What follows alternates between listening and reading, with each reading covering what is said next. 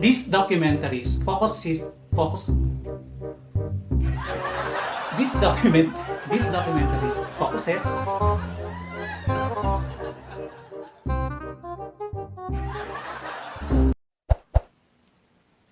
Hi, I'm Rene of Bangmay Media, and if you have noticed, I have been uploading what I call my documentary vlog videos. But since most of you may be asking what kind of a vlog is a documentary vlog, I thought might as well introduce to you first what is documentary storytelling. And for a change, I'm taking a break doing history today because in this video, we are going to talk about types you need to know for documentary storytelling and for what purpose you can use each one in improving your vlogs.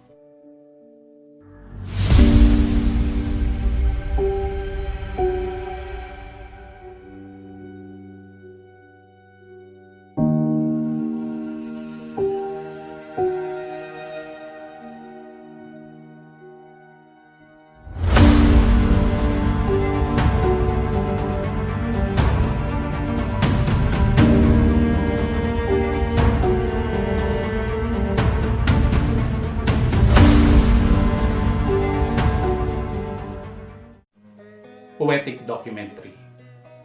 This type of documentary avoid linear continuity in favor of mood, tone, or differences in imagery, focusing on images seen from different set of eyes, or simply saying that this can be clips or footages gathered together, creating one visual film. Narrative is not important in this kind of documentary. The creator is often asked to capture highly composed or visually striking images that can tell a story without any verbal context. Jamie Lee's documentary entitled Time is one example of poetic documentary that focuses on visuals and artistic styles to help reveal an inner truth. In this video, the creator captures on a still camera the fast-paced movement of her subject from dusk till dawn, making it appear that these movements represent the busy time one spent daily, with symbolical shots of quiet clicking of the clocks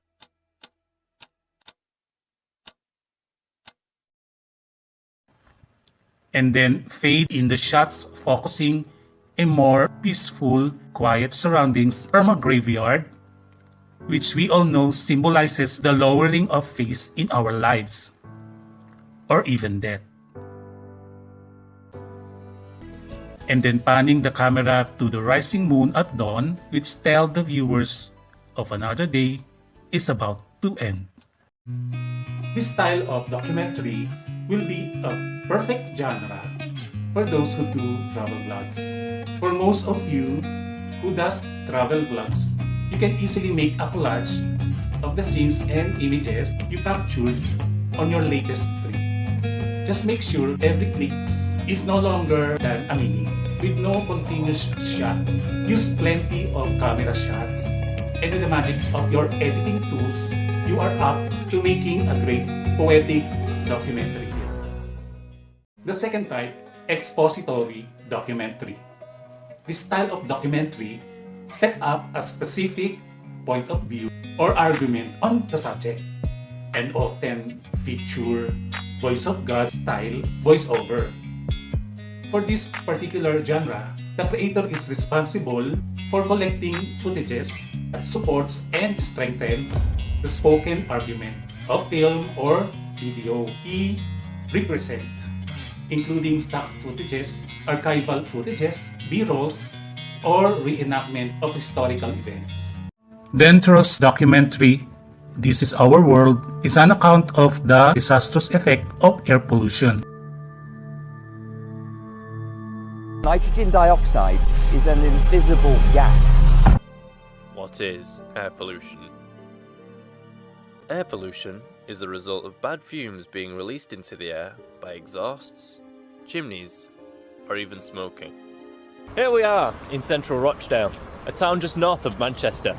We've gone out and interviewed as many different people as we can on air pollution, and if they realise just how bad it is. The production uses news reporting style sequences, as well as series of interviews taken, putting additional video footages, surveys and graphs, and a fantastic cinematography, which complement the creator's feel to convey the causes impact of air pollution.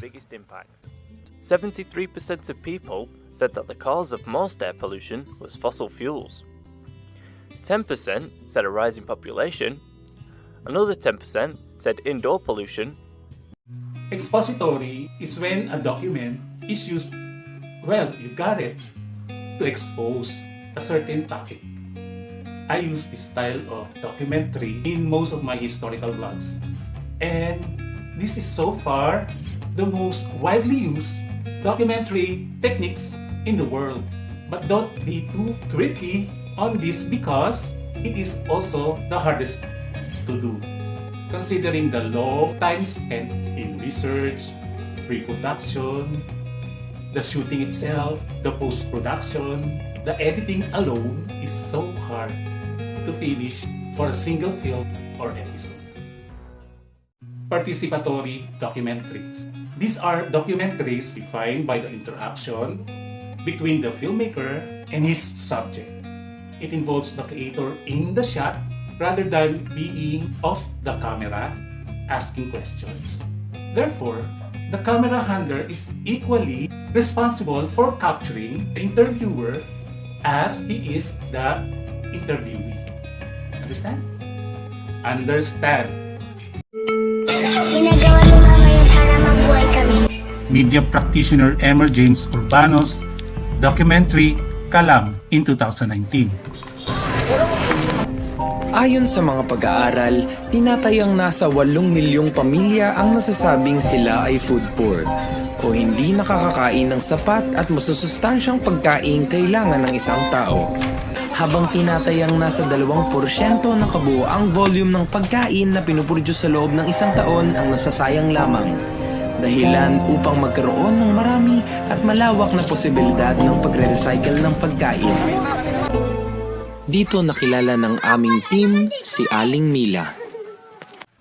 This is a documentary about food scavenging that has sadly become a norm for many families in the country today, of which others may call it food trashes, but for them, it's their meal for the day.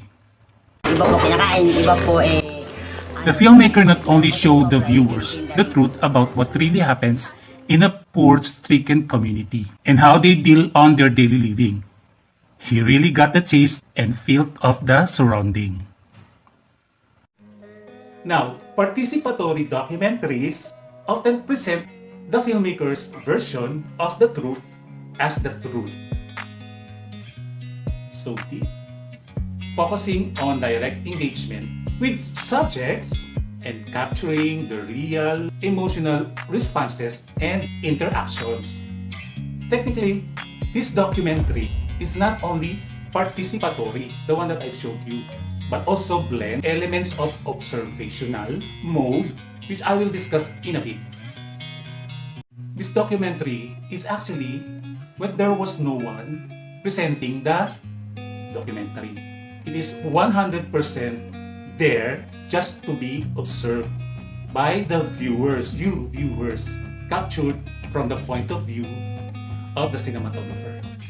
Creators on observational documentaries will often be asked to be unobtrusive as possible. The camera continues on a long, wide shot and follows the subject in order to capture their subjects in raw, unguarded state. An example of this direct cinema type of documentary is the award-winning documentary short entitled Kinabuhi in 2016 by Spur Films. Kinabuhi Adila. It is a film chronicling the struggles of the Filipino coconut farmers from Central Visayan region hit by the typhoon Haiyan. Kaupod ko it akon mga sangkay ug kausa. Now let's just watch and observe how the cinematographer handles his views. Inin nga tuna nga naghatag ha akon hinkalipayan han akon kinabuhi ug kalag. Ini an puno ug kahoy han kinabuhi.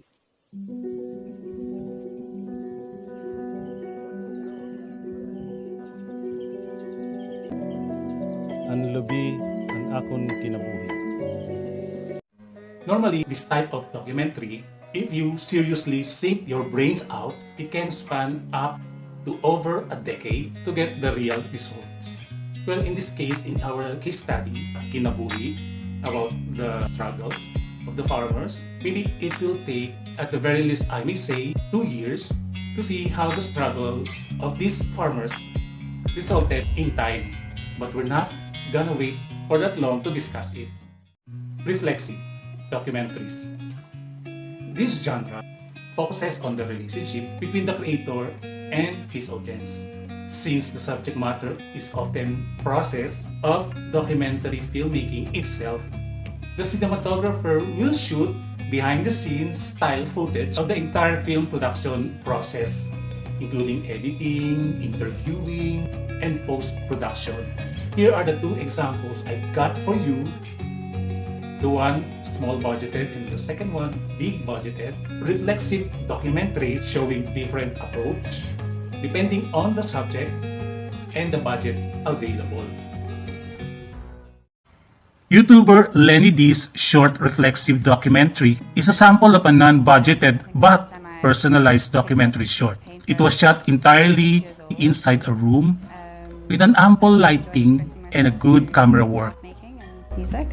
I'm not quite sure how to describe my style of art. I think it's quite diverse. I guess I enjoy tapping into my inner child when it comes to art making.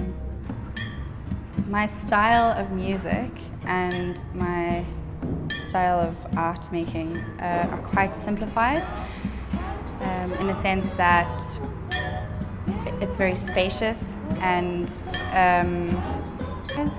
I do a lot of illustration, so I think they both meet at a very simplified point.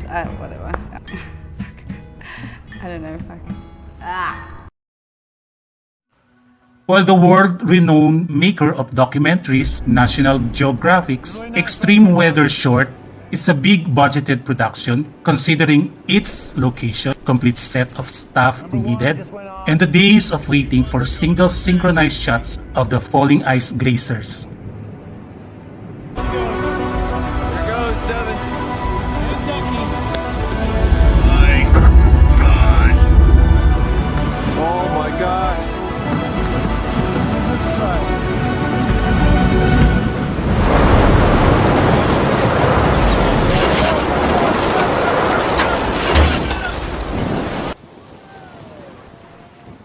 Well, money makes the world go round, and so for the world to see the falling glaciers. Just joke. This style of documentary is to catch the reaction of the public. A documentary is not only a non-fictional video which you as the creators intend to document and just let it live inside your hard disks. It is real than life, capturing real stories primarily for the purposes of instruction, education, and maintaining historical record. In our daily lives, we can always use the power of any camera in our hands and how we view it in our own imaginary perspective.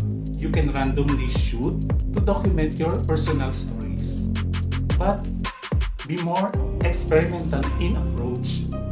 And whatever you learn from this video, I hope it will come handy in your next vlogs.